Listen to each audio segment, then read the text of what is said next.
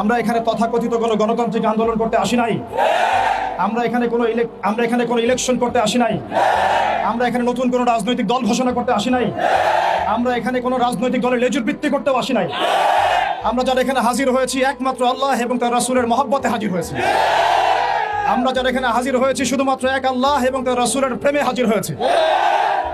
আমরা বাংলাদেশের মধ্যে খেয়াল করে দেখছি, অভ্যুত্থান হচ্ছে, সংবিধান সংস্কার হচ্ছে, নতুন রাজনৈতিক দল গঠন হচ্ছে, ইন্টারনাল অনেক মিটিং হচ্ছে, অনেক মিছিল হচ্ছে, পলিসি মেকিং হচ্ছে, এবং আমরা দেখছি নির্বাচনের প্রস্তুতি চলছে।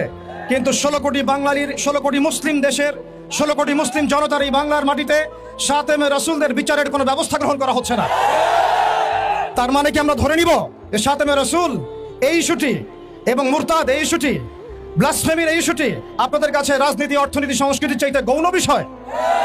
আমরা কি এটা ধরে নিব যে রাসূলুল্লাহ সাল্লাল্লাহু আলাইহি ওয়াসাল্লামের শানের খেলাফ কথা বলা, তার বিরুদ্ধে বক্তব্য দেয়া, লিখনি স্থাপন করা এবং তার বিরুদ্ধে অবস্থান নেওয়া, এটা আপনাদের রাজনীতি, অর্থনীতি, শিক্ষা, সংস্কৃতির চেয়ে বেশি গুরুত্বপূর্ণ?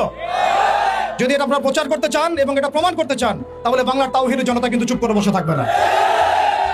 তাওহীদের জনতা, আরেকটা বিষয় আমি স্পষ্ট করতে চাই, সেটা হচ্ছে বাংলাদেশে কেউ হিন্দু হোক আমাদের কোনো আপত্তি আছে? কেউ বৌদ্ধ হলে আমাদের কোনো আপত্তি আছে?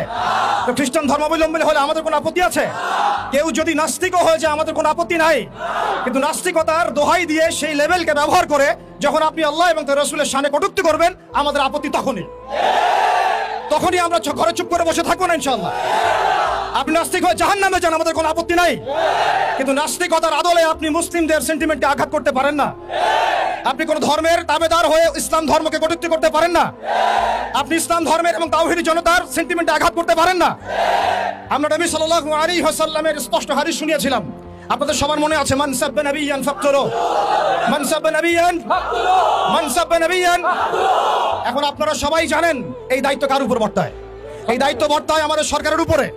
সরকার মুসলিম হোক, অমুসলিম হোক, ইন্টারিম হোক অথবা দলীয় সরকার হোক, যে কোনো সরকারি হোক না কেন, তার উপরে দায়িত্ব বর্তায় তারা যেন সাতেমে রাসূলের বিচার করেন, তারা যেন আল্লাহ দ্রোহীদের বিচার করেন, তারা যেন ইসলাম বিদ্বেষীদের বিচার করেন, তারা যেন ইসলাম ফোবিয়া যারা ছড়ায় তাদের বিচার করেন।